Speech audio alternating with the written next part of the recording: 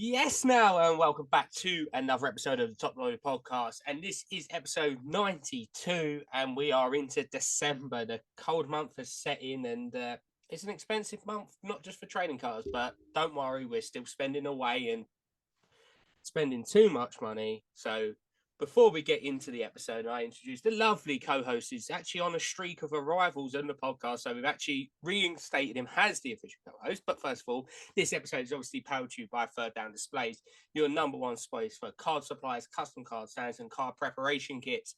Use the code TTP10, that is TTP10, at checkout for 10% off everything on the website. And also clicking the link in our bio will take you straight to the page and the discounts, where we've seen plenty of you using the codes and saving for all of the supplies, which no doubt we need to arrange more of, because we've been buying cards and there's a certain slab mag I'm going to buy. Yes, he's corrupted me and talking about slab mags. Obviously, it's the main man himself. H, how you doing, my friend?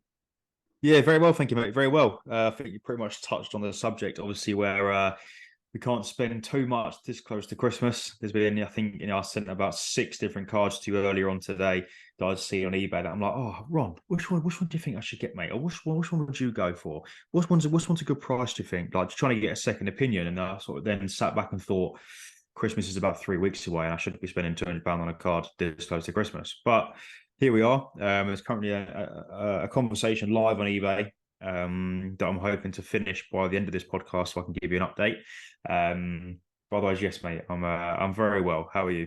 Yeah, no, very well. Like I say, it's an expensive month, and yes, I put on my story today. Obviously, Kai Havertz, I'm trying to buy, and I'm buying Kai Havertz, so it's going to be an expensive month. But like we say, this episode is a few different things, but we really want to look back on how we've experienced the hobby in 2023. Obviously, it's not quite the end of the year yet, but it's close enough with the few specials that we've got planned that this is realistically one of the last episodes where we'll just be the two of us talking absolute nonsense about cards. So obviously, H, it's been a very interesting year for both of us in terms of the actual card collecting. We won't go through what we said at the beginning of the year for resolutions. We'll probably do that in our special last episode of the year special.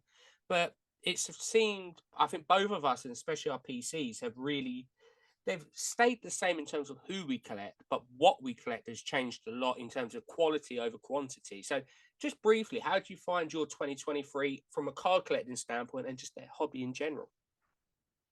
Yeah, good. I think the hobby is constantly growing. I think we're noticing that a lot. Obviously, the London Card Show, last weekend we saw how big that was throughout a weekend event. I think we've seen how obviously that's grown drastically over this year, the course of the year. When you think back to the show we had in February, was it February or the end of January? February, I think it was start of February, wasn't it?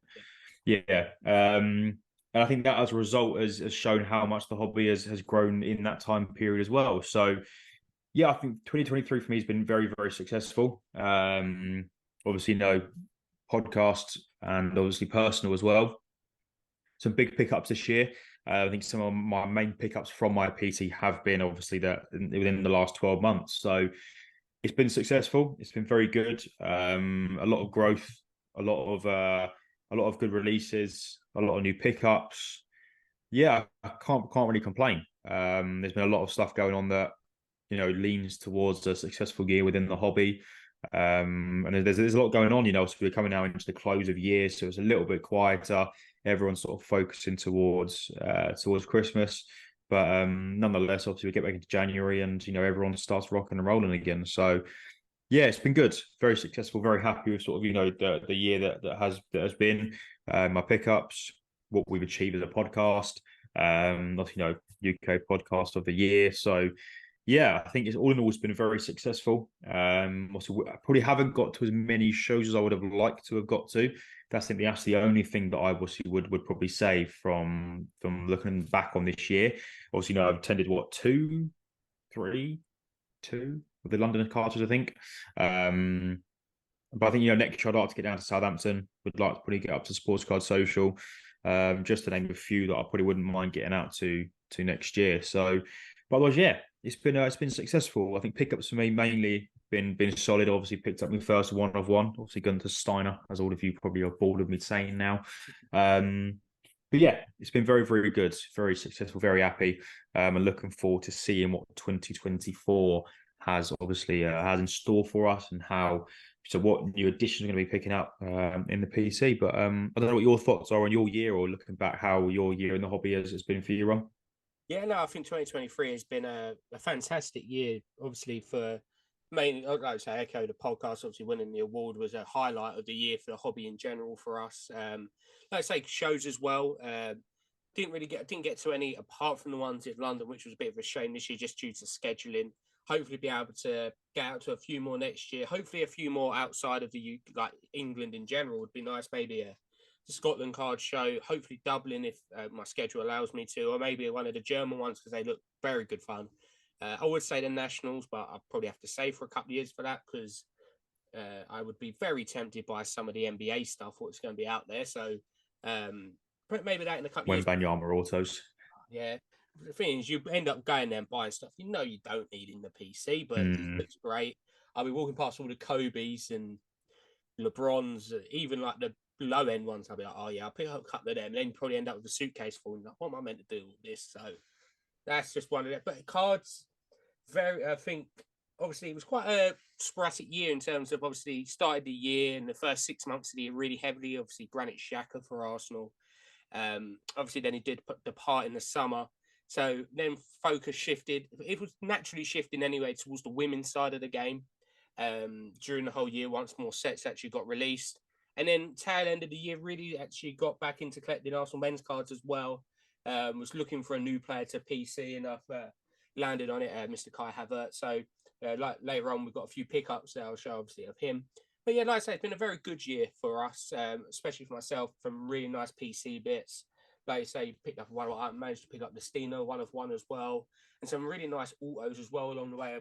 Granit Xhaka on card auto behind me is probably the highlight. Them ones, apart from actually to 15 Sapphire Steno's probably up there as well, and then also an Eminence on card auto to 10 Jens Lehmann up there. So it's been a very good card year for purchasing. Definitely don't want to run back on the accounts for the year because that's going to be a trip that I'll probably be able to pay for the nationals of how much I've spent on cards. But we never look back at that. But like we say, H, obviously, one thing I think we both hold our hands up here and admit that we haven't done enough in 2023 is grading. So my question is to you, obviously, in the calendar year of 2023, and a lot of people I've spoke to have actually said the same of they haven't graded enough because it's been such a good time to buy cards rather than spend that 40, 60, 100 quid on grading 3, 4, 5 cards. They've ended up going buying 2 more cards for PC. So you're going to try and maybe pick up some more bits to send off to grading next year? Because for me, I think it's about time that I get some of these cards slapped up. Yeah, I think, I think probably me more than you probably tend to pick up a lot more graded cards. I know a lot of my PC at the moment is all graded. That's not me grading it. That's just me buying it already graded. So I've said for a long time now that I'd love to just do a massive bulk submission. I mean, bulk to me, like 10, which I'm sure to bulk to some people is like 50 plus. But to me, like a large submission, 10 to 15 cards, send them off to PSA. And, it sounds weird, but I've been in the hobby for 2 years and I've never once sent a card to PSA. I've sent a ticket to PSA, but I never sent a card to PSA, which I think is quite probably shameful, really, in the grand scheme of things. So I probably have got 5 to 10 cards already that I know I'd love to send off to grading. So I think it's going to be a case of to knuckle down really what I want to send off for grading, and then when it gets to London Card Show in February, I will probably send some off there, and just sort of get a whole stack together that I know I want to send off. So yeah, I think for me, grading has become a lot more accessible, obviously within the UK.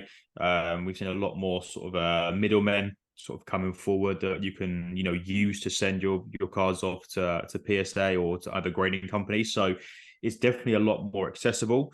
But I guess it's just sometimes finding A, the time, and B, the patience, obviously, to send a card off and be without it for sometimes 6 to 12 months, depending on obviously the tier you send it on, and obviously how quickly PSA are turning the cards around. So that's the one thing for me is patience. Sometimes you send it off in the first 2 weeks, you're like, God, I've got to wait like 6 months now. Then in the end, after a month, you forget you even send it off for grading.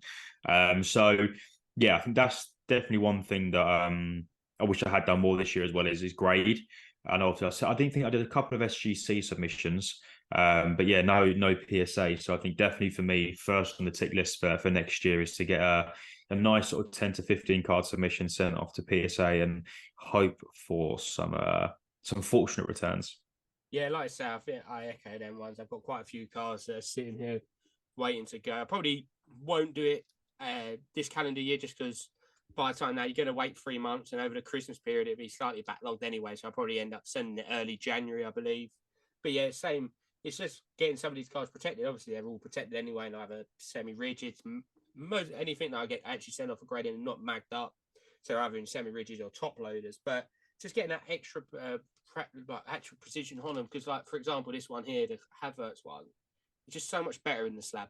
And it's just like, especially the ones where like this one, it plays off with the red as well, and lucky enough for us, obviously being Arsenal collectors, it does match quite well with the label. But then yeah, again, there's quite a bit of vintage I'd like to send off, and pre-modern, so to speak, of Arsenal legends that I want to send off to SGC.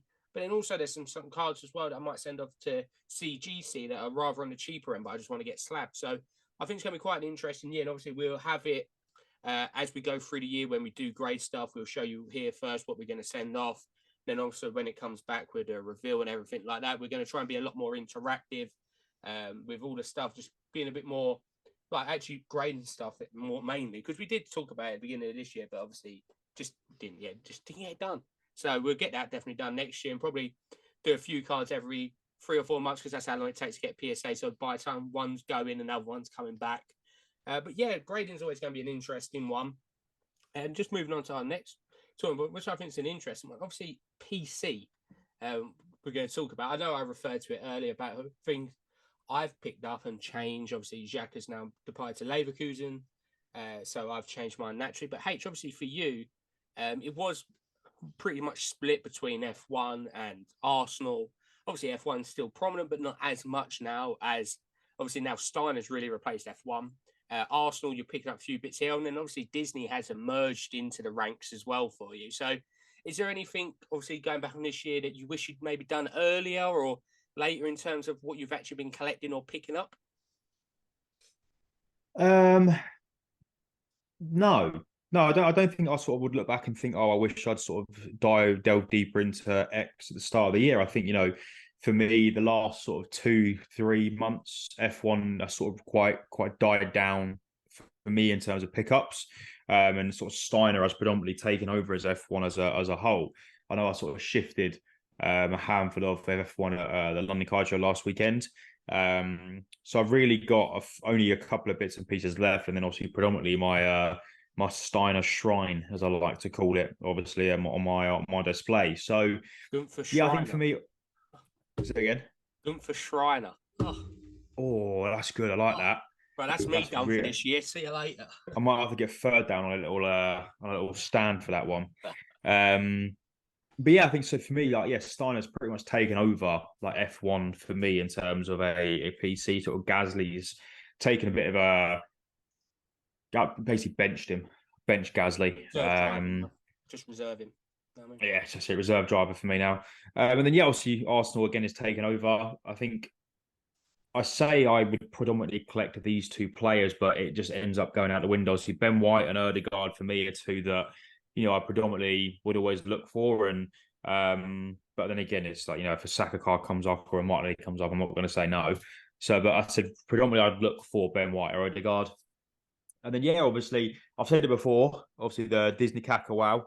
Obviously I'd love a Lightning McQueen or a Donald Duck auto, and there is at the moment a Lightning McQueen auto PSA 9, obviously on eBay. But again, this goes to Christmas. Having to bite my tongue a little bit. But yeah, I think, for me, as I've picked up a nice amount this year. Happy with what I've picked up. Obviously, happy with what I've sold to a degree. I think the only one that I do sort of regret to an extent, obviously, is the Saka Obsidian Color Blast that I did end up shifting on for a couple of, I think 2-3 months ago now. But yeah, for me, it's been, I would say, probably nothing that I would, so go back to the original question, probably nothing that I would probably look back and think, oh, I wish I'd done or stopped or started collecting X or Y towards the start of the year. I think I'm pretty happy overall with how the year's been in terms of pickups, PC, etc., etc. I don't know what your thoughts are, and obviously you've shifted predominantly over to women's Arsenal to a degree, let's say, obviously with Blackstenius coming in predominantly. But how yours has shifted, obviously, would you wish you'd done anything again towards the start of the year? Yeah, I think like you, I think if you do look back and you say you want to, obviously hindsight is a wonderful thing, but even then, Mm, I feel like if you change the way how you collect, then you wouldn't have the collection you have now, and it's natural to buy some things that you might want to move on later on. But I think it was a natural progression for me to move, especially I was picking up. I'd say for the first 6 months of the year, if you take Arsenal women out of the equation, probably 98% of the cards I was picking up was Xhaka cards. So it was a natural progression to go into the women's side, obviously being a massive fan of the women's game, not alone just obviously Arsenal, but England as well. But with the release of the next little Chrome will come out, gave us more cards than just the first years, which were expensive. But then also during the year, we've seen Donruss as well come out, which has been fantastic release. Very hard to hit in that product, but very good release. And then, funny as of recording this, next week for people, the WSL Women's Sticker Book comes out, which is the first ever one for yeah. that, which is going to be fantastic. I'll be purchasing a couple of boxes of that, and I'll probably end up grading some of the stickers in that one. So I think naturally I'm very happy with my year and the focus on women's side of it. It's definitely whereas before I was mainly just in Arsenal collectors groups, now I'm in some of the women's collectors groups as well, and it's actually brilliant groups and brilliant communities and ones because whereas it's not as much as a diverse, it's quite a narrow niche market that some of these groups still have 40, 50 people in, but they're very much hardcore collectors. Like if someone pulls a card, it's normally or buys a card, it's in that group. So it's been a great one to get to know a lot of the women's side of the hobby as well. And the room for growth in that is massive still. I'm hoping that the Women's Super League sticker book is like a real trailblazer for that to get more people into it. And I think with the Sapphire coming out, I think that was the main one for me that really shifted my full focus over to Arsenal women in that because I think Sapphire, we'll look back at the first year men's Sapphire and like that was quite a big set. Obviously, it did help that year that it was Erling Haaland rookies in it. So people are chasing after that now. But so many of them Sapphires had big rookies in it this year as well for the women. And because the women's game is only a second year product, there's a lot of the legends who are rookies in it. So I think it'll be looked back on in about 10 years' time as a really big set in the women's game. So very happy with my collecting this year. No doubt we said we're going to do a special, just on Boxing Day, there'll be a special where we look through our best cards of the year and stuff like that of our PCs. Bit more of a fun episode, but like I say, it's just going to be a good year to look back on. Even pickups at shows. Sometimes you could easily go a year of shows pickups and be like, nothing really special, few bits here, but a lot of my really big pickups actually come at shows this year. Starting all the way back at the beginning of the year at London Card Show with a Bethme PSA 10 orange rookie from Chrome, and then finishing off with a Stina Blackstenius to 15. So I don't know how you found the shows as well. I know we obviously spoke about being the London ones. How did you see the shows? Because I feel like there was a clear development between the first London Card Show in terms of cards being offered and bought and the last one. The hobby is changed a lot during the 12 months and naturally will change even more come February show, come June after that and keep going. But how did you find like the actual cards on offer at shows and the actual experience of vendor to buyer and trading even in the nights has developed and more rapport, I would say, grown between everyone within the hobby? Yeah, definitely. I think we can easily say that I think trading has become a lot more apparent even just over the course of the year. I think you've seen it from trade night back in February to the way it was obviously last weekend. It's grown significantly because also you're seeing trading during the day now as well. Whereas realistically, you probably didn't see it much until you got to trade night. So, yeah, I do think trading has grown a lot. I also think in terms of the way people are buying has changed a lot over the course of the year. Obviously, do people look now predominantly through your flick through boxes, sort of showcases up to 50, £75, or are people looking more predominantly towards the, £500 plus? And I think, that's all shifted in terms of the way that people are buying. People are looking for those cheaper cards that sort of, anything up to up to £100, let's say tops, that people are looking for predominantly, rather than these bigger purchases. So yeah, I think that in terms of the cards that have been on offer, obviously we're seeing a lot more graded cards that are coming in showcases. Obviously, you do still have the showcases that are literally just completely raw. So to a degree, obviously, it's always going to be very sporadic in terms of what's on display. But in terms of negotiation and prices and what's actually on offer in terms of the way that people are buying, yeah, I think it has evolved quite significantly. People know what they want. People know what price they want to pay for it. And it engages a lot more in a better negotiation, and almost as if people will, understand from the vendor's perspective and from a buyer's perspective. So yeah, I think, in terms of what's been on the offer, for me personally, I can't complain. I've had successful pickups throughout every show I've been to this year. Obviously more recently, obviously at London last weekend, I was very happy with my 3 pickups, should I say. So yeah, I think, in terms of me personally, can't complain at all with that sort of with what cards have been on display. As an Arsenal fan, obviously at card shows, I know obviously Martin card sales are probably everyone was very familiar with, and even created his own Arsenal showcase. He had that many Arsenal slabs and cards obviously to display. So for us, obviously we're in dreamland. So we can't complain on that front. But I think it's definitely evolved over the last year in terms of the way people are buying and how sort of trading has become a lot more apparent, obviously within the hobby during this year. Yeah, no, I definitely agree. I think the shows have really materialized into much more of a.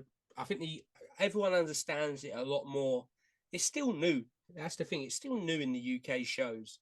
We're into I'd say our second, if not 2.5, 3 years into having actual shows, and now obviously bigger scale shows as well.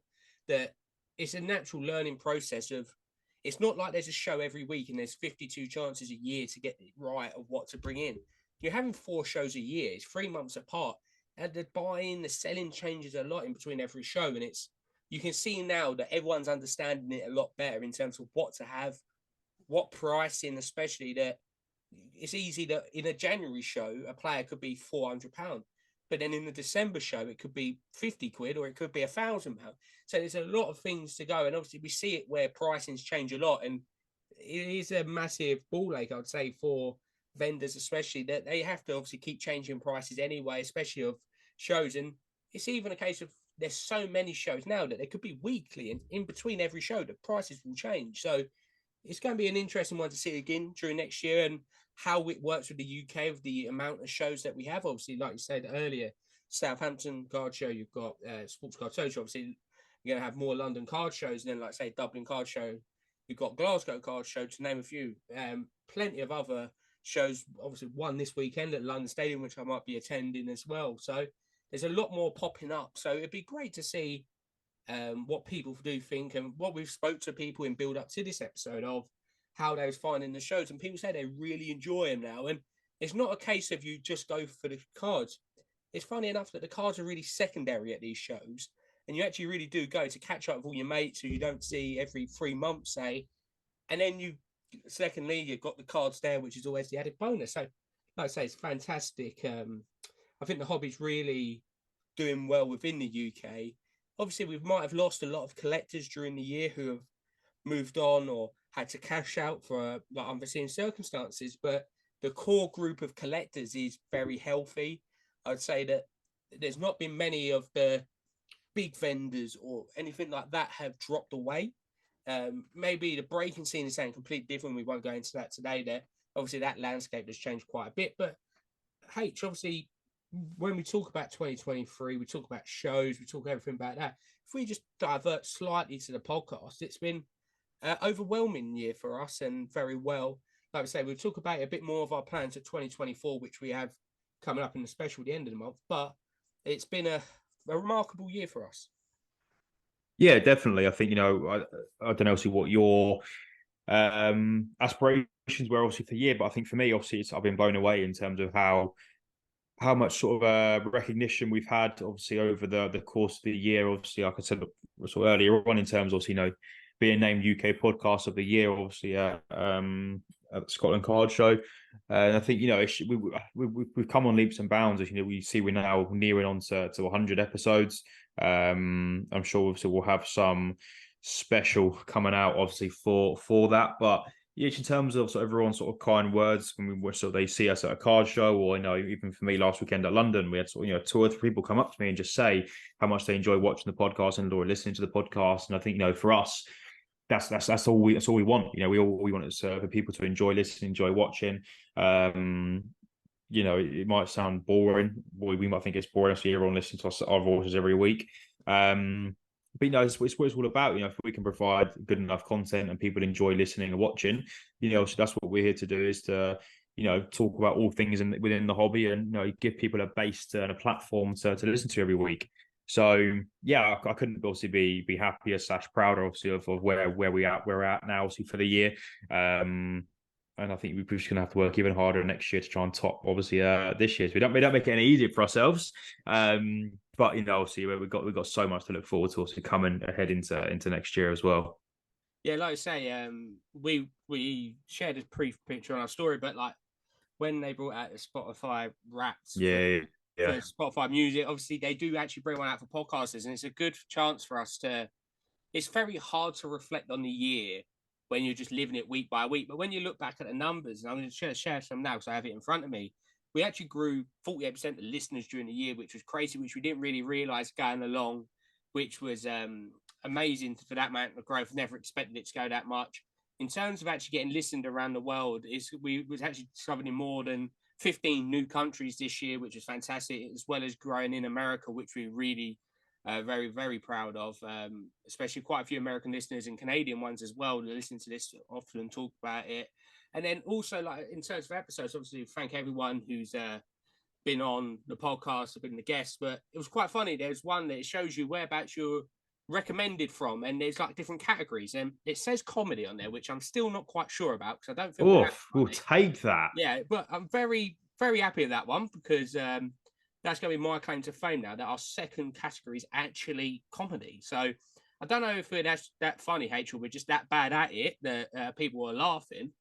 But it's been a very good year. Obviously, like we say, we're on to episode 92 now. We're 8 away from the milestone. At the beginning, we was of the year, we set some little goals, not as big or anything, but like I say, it's I think the biggest achievement for us is to see other podcasts start popping up. And people often say when we do see these podcasts, oh, what do you think about another podcast? We love it.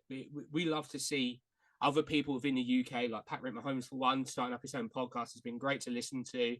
And then people like say, oh, we set one up because I think that's the biggest compliment anyone can set. And I think even we both went on to Pat Rips won the card show, and Hadra, I'll ask you this one as well. But when someone says, oh, talks about the podcast in the third person when you're on the other side of the interview, it really takes a moment to get used to it and sit back and realize that what we've created and we've materialized is actually now helping the UK hobby, and that's our ultimate goal at the end of the day. Yeah, definitely. I think it's always good to see sort of new and more podcasts coming onto the scene, obviously within the hobby. And like you said, obviously Pat Cripps won a card show, obviously is a great sort of model of that. And I said we've both been on that, and he's doing really well. He's absolutely smashing at the moment. So if anyone hasn't listened to it, obviously please do go over to Pat Cripps Instagram and listen to obviously to his podcast, The Card Show. But yeah, I think it is weird, obviously, then being on the other side, obviously, of the screen, or on the other side of the pond, if you like, and having you being part of their podcast. So yeah, it's humbling, I guess, to a degree, but also just shows how far we've come in that terms of people are now more and more podcasts are coming onto the scene, and it's good to see. I'm a good variety of people that are talking all about all things cards. You think how many podcasts you've got over in America. You obviously got Card Talk. Yep, it's Card Talk, isn't it? Yeah, it's Card Talk. Yeah, obviously Card Talk. Also, the Card Clicker 2's got out with Tyler. So there's a lot of other podcasts that we can look up to. That obviously being probably the main one. But yeah, I think it's great to see so many new podcasts. There's never any, oh, we were here first. You've now made a podcast as well. Like the more the merrier. You know, if everyone wants to start a podcast, everyone can start a podcast. The more of us, the better there is. So, yeah, it's always good to see new and upgrowing podcasts obviously coming out from the hobby as well. Yeah, like I say, it's going to be a great 2024 for content, not just for us. Obviously, we're always focused on podcast side, but obviously there's a lot of people as well now doing YouTube content, which we love to watch. Whether it's Sports Card UK, Dan, El Toro is a very good friend of the podcast. It's been a very good year for that. And we're seeing now a lot more lines being created in terms of content and businesses where people really find themselves within the UK scene. And obviously, we have all the American or Canadian content creators or anyone to follow. But like we say, I think a lot of us are finding our own ways now, creating something which is unique to us. And it's going to be a very good year. Like we say, we'll definitely be getting a lot more people on during 2024 to talk about their ideas and plans for it.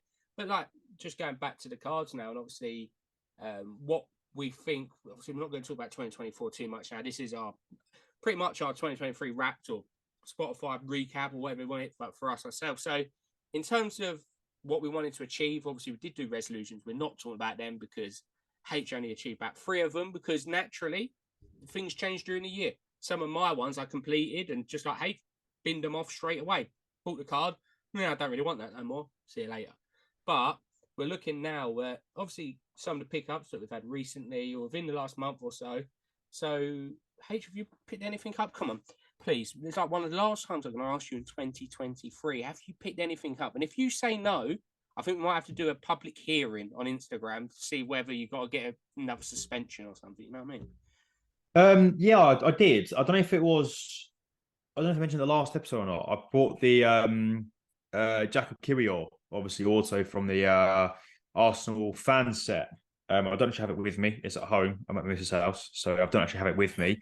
But yeah, picked it up from Arse Cards. Obviously over on Instagram. You've got a duplicate from his little box opening he did at the Topps fan set. So yeah, picked up the Kiwior of that. So there's 2 down, Jorginho and Kiwior. Also, I'm still after the rest. And I tell you what, I've not actually seen an Erdegaard or a Thomas Partey, I don't think, yet on out anywhere, eBay, Instagram, or wherever.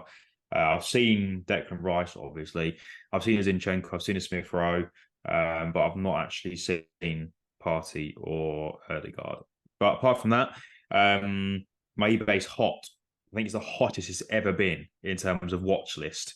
There's definitely a couple on there that I'm going to try and dabble on before the end of the year. But the message I did send out on eBay to the guy when we first started recording, he hasn't actually replied back yet. So there might be a disappointing end towards the end of this podcast in terms of I've not actually done a live deal, if you like. But yeah, I think for me, it's just that one, which is the Kiwior Auto.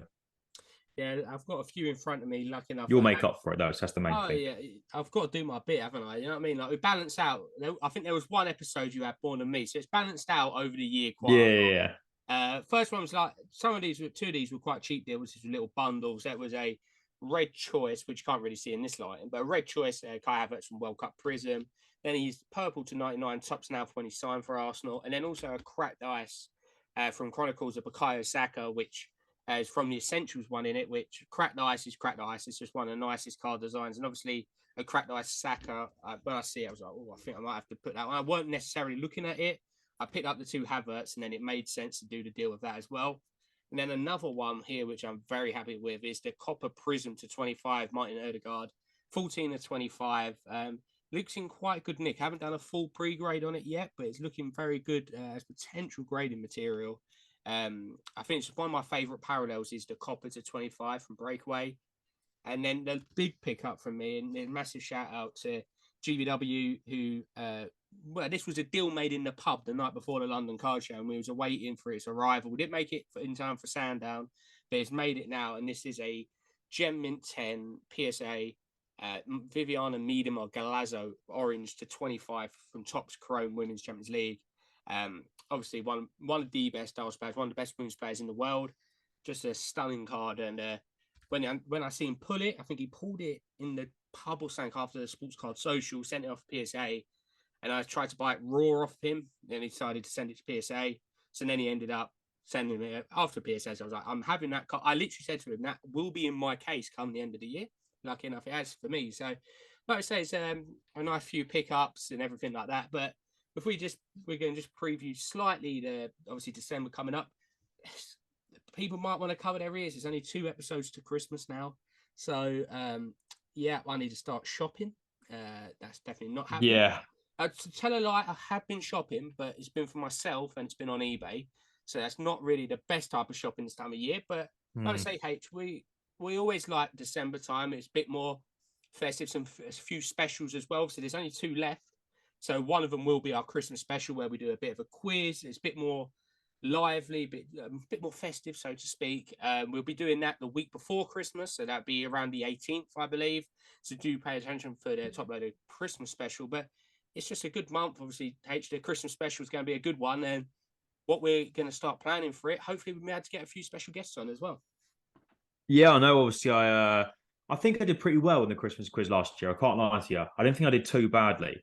So I'm sure we'll get something all sort of lined up again. Might be good to get a couple of regulars on, and we can quiz them on terms of what episodes they were on, or sort of a bit of a Christmas quiz in that sense. So, but yeah, it's definitely 2 episodes left for Christmas. It's scary. Literally two weeks left. So yeah, it really does whittle down the fact that I need to start Christmas shopping because we're already midway through December and I've got absolutely zilch. And also, I'm sure Royal Mail are going to go on strike at some point like they always do over Christmas. So not going to do me any favours whatsoever. But yeah, I think, Christmas is going to be, obviously, the Christmas special is going to be in full swing. I'm sure we'll have to get out some Christmas jumpers or something we probably do. I think I've seen a Christmas jumper that says "Deck the Halls, it's nearly Christmas," or "It was Christmas deck and rice" on the front. I might have to buy that. But yeah, so yeah, 2 weeks, 2 episodes left now, and yeah, that's it. Christmas will be upon us, and then 2024 will be here. So not long left, mate. Not long left. Yeah, like I say, there's a couple of specials. Obviously, episode 93, and then 94 will be the Christmas special. Obviously, we've got a few things planned for next week's one as well. And then there will be a bite-sized like Boxing Day one where we just look back and look forward to 2024. Obviously, we won't be filming that on the 25th, the day before. So we will be filming that about a week before. So it will be a special one just to keep you ticking over until the new calendar year. But like we say, it's been another great episode. Like we say, before we depart, we'd just like to say a massive thanks yet again to Third Down Displays for powering up this episode of the Top Loader Podcast. And yeah, again, if you do want any card supplies, custom stands, or grade preparation kits, do head over to their website or the link in our bio and use TTP10 at checkout for 10% off any of the goods. But like I say, H, it's been another great episode. Obviously, pickups, looking back at the year, and any closing words before we slowly start wrapping up this day of the Advent calendar. So we're on the 4th at the moment, obviously 5th when it comes out. There's 19 days left of eating chocolate at 7 a.m. in the morning, which is fantastic. But any closing words for you on the podcast? No, I think, you're looking forward to the next 2 weeks. Obviously, Christmas special coming up, and then looking forward to 2024. So, yeah, another good episode. Obviously, 2 left now, and we're very quickly closing in on that 100th episode. I'm sure we'll be around the corner before we know it. But otherwise, yeah, another good episode, and get into the Christmas spirit. Yeah, like I say, I hope everyone out there is staying safe, doing well. If anyone is heading down to London Stadium this Saturday for the card show, I might see you there. So let us know if you are attending.